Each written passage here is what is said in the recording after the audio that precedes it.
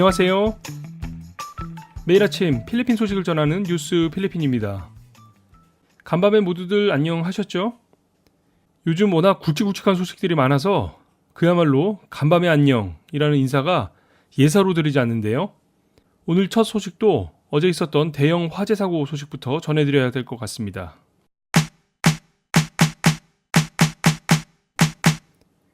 민다나오 술루 지역에서 대형 화재가 발생을 해서 3천여 가구가 불에 타고 3만 명의 이재민이 발생되었다는 소식입니다.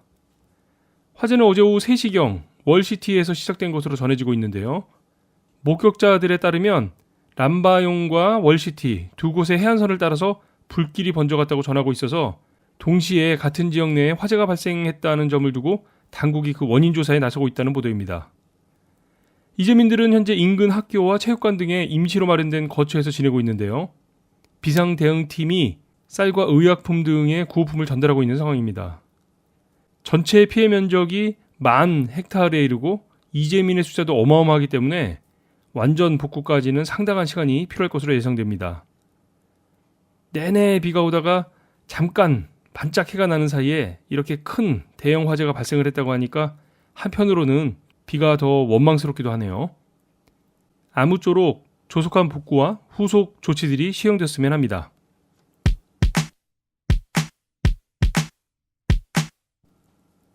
다음 뉴스는 그랩 소식을 하나 전해드려야겠습니다. 요즘엔 택시보다는 그랩 차량을 더 많이 이용하신다는 분들도 많으신 것 같은데요. 그 그랩 이야기를 좀 전해드리겠습니다. 뉴스로서는 오랜만에 전해드리는 내용인데요. 이전에 페이스북 필리핀 교민 뉴스 그룹에 전해드렸던 내용을 기억하시는 분들도 계시죠? 그랩이 운행 시 운행에 따른 요금 외에 2페소씩을 추가로 요금 부과하다가 이게 당국의 지적을 받았었죠? 그랩은 당시에 극심한 트래픽 때문에 그에 해당되는 요금을 부과한 것이라고 주장을 했었고, 육상교통사업자관리국 LTFRB는 그랩의 기본 요금에 트래픽에 대한 비용까지 이미 포함이 되어 있기 때문에 추가된 2페소의 요금은 부당한 금액이라는 지적을 했던 건데요. 결국 2017년, 그러니까 작년 6월부터 올해 4월까지 그랩이 부당한 요금을 받은 것에 대해서 LTFRB가 1천만 페소, 우리 돈 약 2억 원의 벌금을 부과했었는데요. 그러니까 이게 이번 달 초의 얘기죠. 그런데 그랩이 이 처분이 부당하다고 LTFRB의 벌금 처분에 대한 재심을 요청했다는 소식입니다.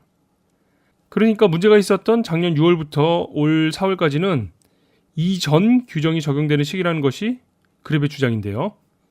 지금은 LTFRB 당국이 그랩과 같은 TNC 회사들의 요금 결정권을 가지고 있지만 이 새로운 규정이 시행되기 전인, 그러니까 그랩의 문제가 지적되었던 작년 6월에는 TNC 회사에서 자체적으로 운임을 결정할 수 있도록 규정이 되어 있었다는 것이 그랩의 주장입니다.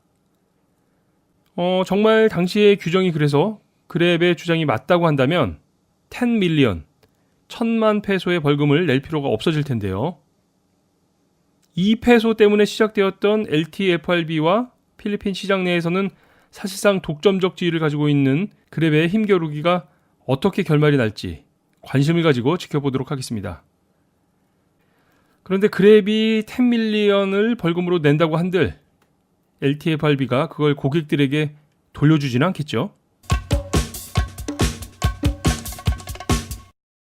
마지막 뉴스는 좀 관심이 가는 뉴스 하나 전해드리겠습니다. 1,580만 명. 이게 무슨 숫자일까요?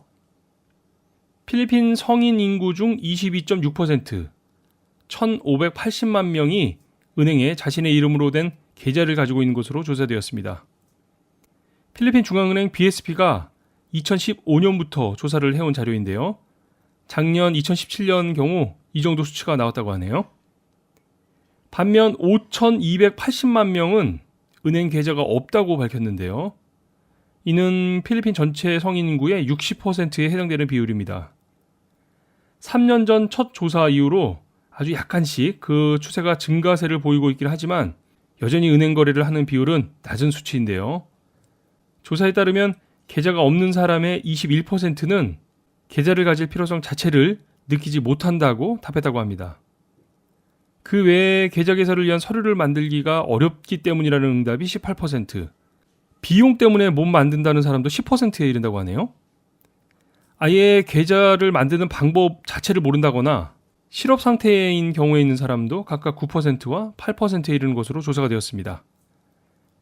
그렇게 많은 OFW들이 있고 외국에서 송금되는 돈들이 매번 금융 시스템을 통해서 필리핀의 가족들에게 전달이 되어야 할 텐데 그 규모에 비해서 시스템이 너무 낙후되어 있는 건 아닌지 또 한번 생각을 해보게 됩니다.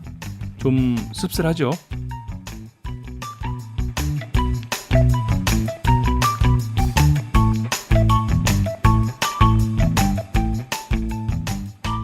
오늘 뉴스는 여기까지 하겠습니다.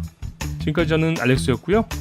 10만 교민, 150만 방문자가 함께 듣는 뉴스 필리핀에 오늘도 함께 해주셔서 고맙습니다.